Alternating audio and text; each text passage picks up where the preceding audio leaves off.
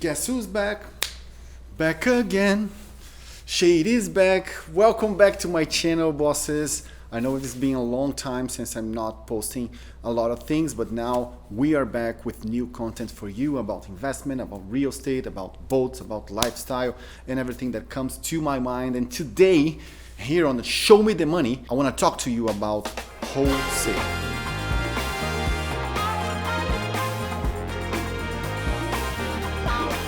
It's everyone's dream to make money without doing anything. That's basically impossible. It's also everyone's dream to invest without money. That unfortunately is also impossible. However, in real estate, wholesale can be a way for you to start in that field using little money. Like, you don't need to have a lot of money to start wholesaling. And today that's what we are going to talk about, the basics of wholesale. Number one, we need to explain what wholesale is. Basically, wholesale is the following. You see a property, okay? And you think it's underpriced or you can get a very good discount on it. Basically, they are selling under the market price, the market value. And you know someone, or you're going to find someone that would pay the market value for that property. Basically, what you're going to do is talk to the owner or the seller of that house, make an offer that makes sense for you to make your money and the investor or the end user that is going to buy for the price, market price, and you are going to put that house under contract. Then, after you have that house under contract, you're going to talk to someone else to buy that house for another price. And why can you do that? You can do that because, number one, you have the rights for that house since you have a contract to buy that house. And number two, because you know someone that can pay for it. So with that operation, you're going to make a profit. Let's say the market value of this property is $100,000. And you buy and you manage to make an offer for this person for some reason for $80,000, more or less, give or take. What you're going to do is to find someone that is willing to pay $100,000 for that property, and you're going to set the closing date for the same day. So that way, on closing date, you're going to have $100,000 from one person, and you have to pay $80,000 to another person.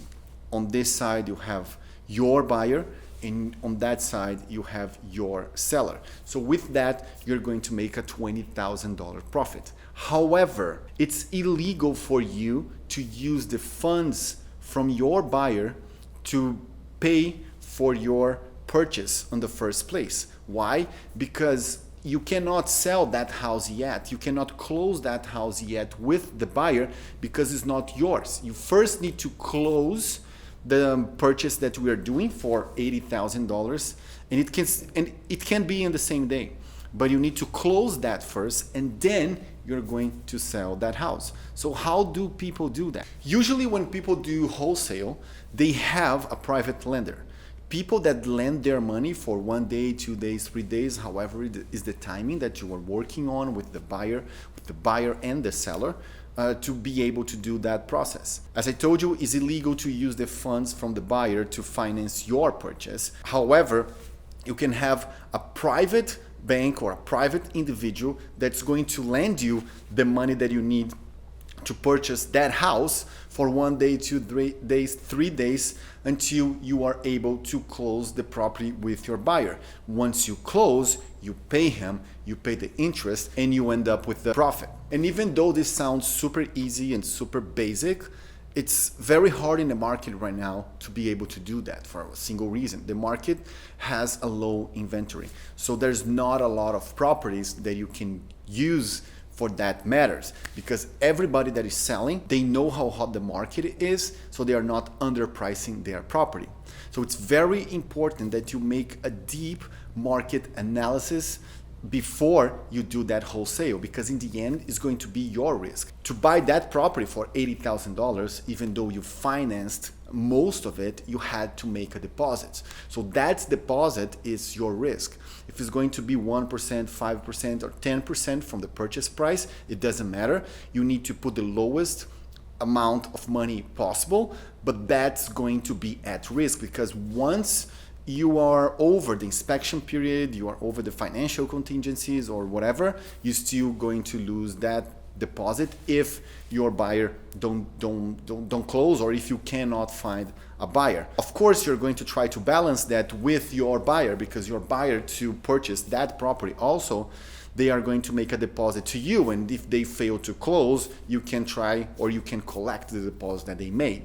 So even though you are mitigating the risk, that doesn't exclude the fact that you indeed have a risk in that operation. So that's why market analysis to see for how much you're going to buy it and how much makes sense to sell it is most important. Another thing that is super important for wholesalers is negotiation skill.